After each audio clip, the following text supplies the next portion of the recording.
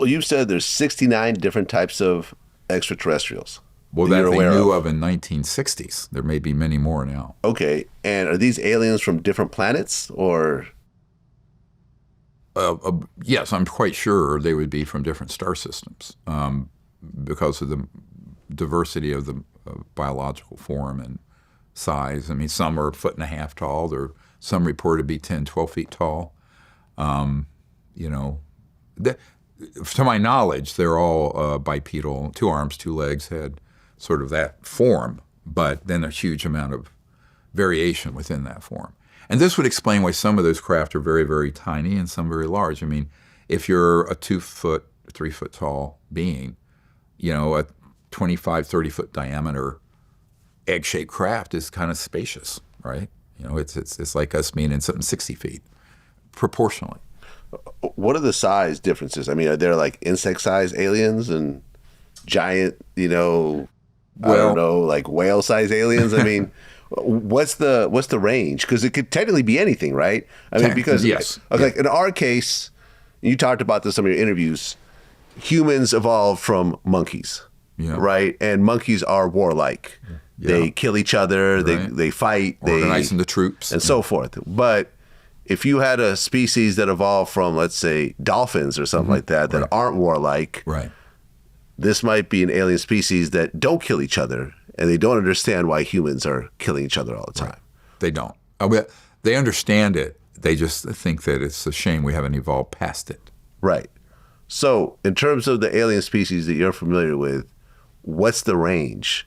Are they all like little gray men, or are they just completely different? Oh, no. They're totally different. And most of the ones that you see on the spooky covers of books and at least those are ours. Those are our robotic fake aliens. Those are the CIA drones and robotic objects. And the really sophisticated ones are actually bio-nano machines where they have biological material that's what they were using, the culture material from the cattle and animal mutilations was being used to make those very sophisticated fake aliens.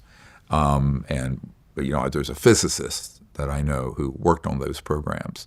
And I mean, it really sounds like Mingala or, you know, Stranger Things or something. But the strangest things are true, my friend. And so, you know, in terms of my personal knowledge, I have heard of ones a foot and a half or so tall to ones that range the upper end 30 to 40 feet tall. 30 or 40 feet? Yeah.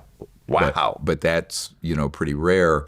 And, you know, depending on the planet and the gravitational and everything else. I mean, look, there are humans that have been 8 feet tall and there are humans that have been 3 feet tall. Yeah. So I think about the cosmos and how vast. I mean, it would make sense there'd be enormous diversity.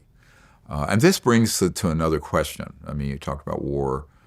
The only way Homo sapiens, humans, evolved past where we're stuck is, people say, well, this sounds like a spiritual discussion now. I say, well, maybe it is that we have to find some foundation for our commonality, our oneness. And it can't be that we're just human, because now we have non-humans that we're dealing with. So what is that? I always tell people it's at that deep level of the pure level of quiet consciousness or spirit that they've done studies is actually a singularity. You know, Erwin Schrödinger, the father of modern particle wave theory and quantum physics, in 1908 he said that the total number of minds in the universe is one. That is, it's a singularity. And so that's the foundation of the CE5 contact protocols, because not only is the consciousness field not limited by space or time, but also the understanding and experience of that, whether it's in a meditative state or even just intellectually understanding it, becomes the foundation of you looking into the eyes of a non-human extraterrestrial or a person on this planet who may be a different race or a different culture or whatever, and seeing beyond the superficial and seeing right into the soul, or right into the conscious being that's in there. And beyond that, this sort of clear light of pure consciousness. Like when you go into the deep meditative state, the kind of samadhi or whatever. You know, before I was a doctor, I was a meditation teacher. And So I really did a deep dive into that because when I was 17, I had a near-death experience, and and it really opened up that universe to me. Because my family were atheists, and if an infant test tube didn't exist, so But that near-death experience when I was 17 was where I experienced for a period of time when I was away the sort of the unbounded cosmic aspect of our own consciousness. It wasn't that I went somewhere. I realized that's what's within us. And so when you have that experience, then you realize that's why our motto is one universe, one people. So we don't view them as alien. I hate the word alien because it connotes foreignness and xenophobia. I usually use the word ET people or ET civilizations, non-human civilizations.